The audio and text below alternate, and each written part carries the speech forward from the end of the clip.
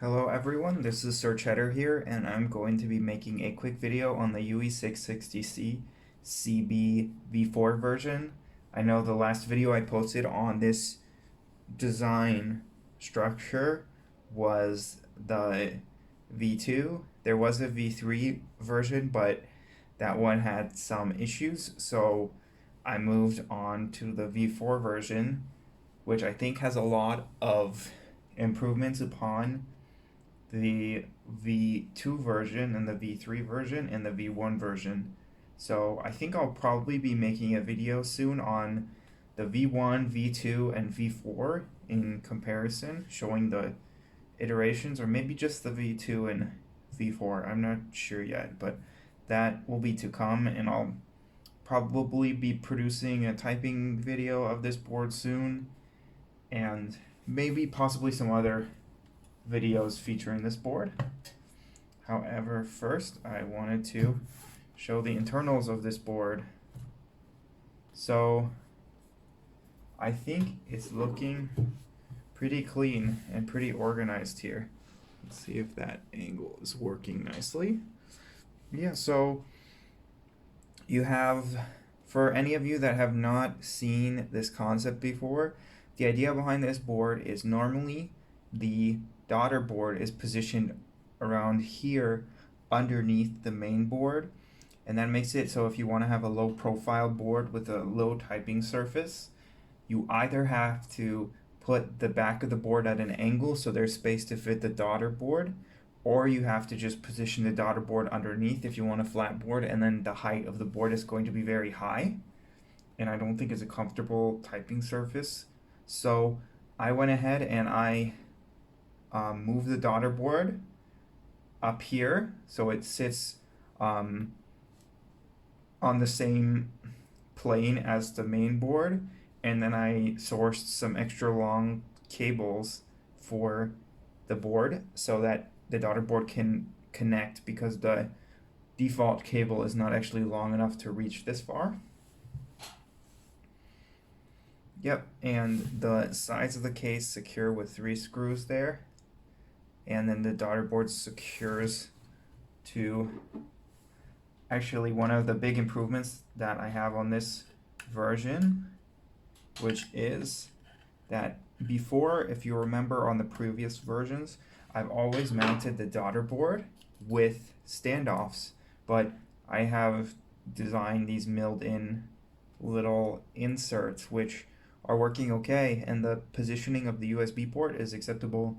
So I'm very happy that I was able to make that improvement.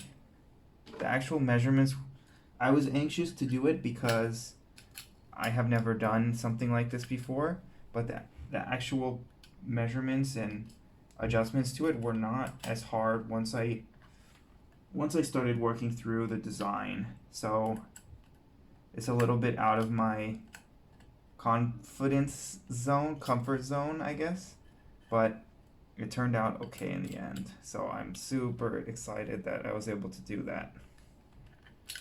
And let me see if I can get this. Ooh.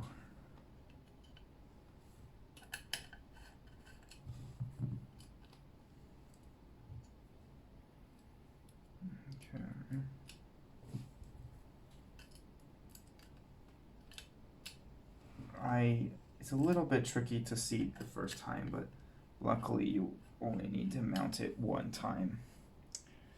It's a little bit, just a moment. It's a little bit far from my seating location. Okay, there we go.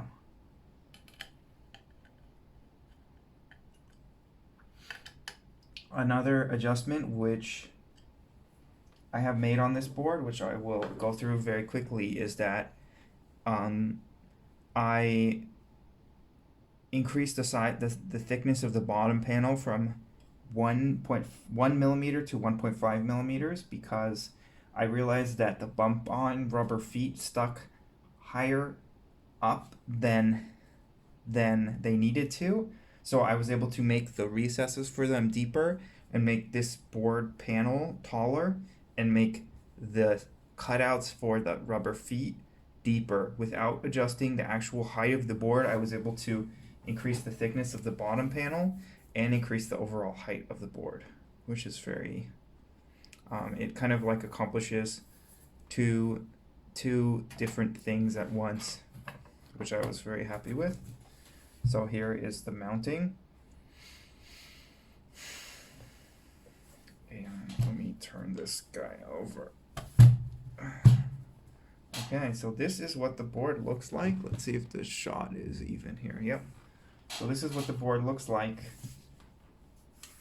when it is sitting on the table, and I did also reduce the bezels 6 millimeters. Let's see, I think it's 3 millimeters on all sides. So the overall length was reduced by 6 millimeters, and the overall width was reduced by 6 millimeters, which I like it more now. I think it's almost at a normal size keyboard level, but because of the way the plate mounts to the board, I don't think you can really ever get it down to its very reasonable size.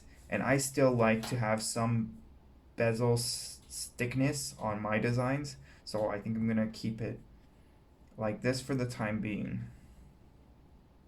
And if you're not able to see, there's a chamfer along the whole top edges of the board. So I guess if you can hear that, that is the typing sound. I will be producing a typing video, I'm sure, hopefully in the near future for this board. I'm very excited for this design. It's the most comfortable design for me to use personally because the typing surface is so low. It's actually, I don't know, I don't have the exact measurements on this now, but from my experience and my eyeballing it, I was able to conclude that this board is about as low as the default board on the front, or maybe a little bit lower, but I have to substantiate that with some measurements first, so don't quote me on that yet. So I think that will wrap it up for this video.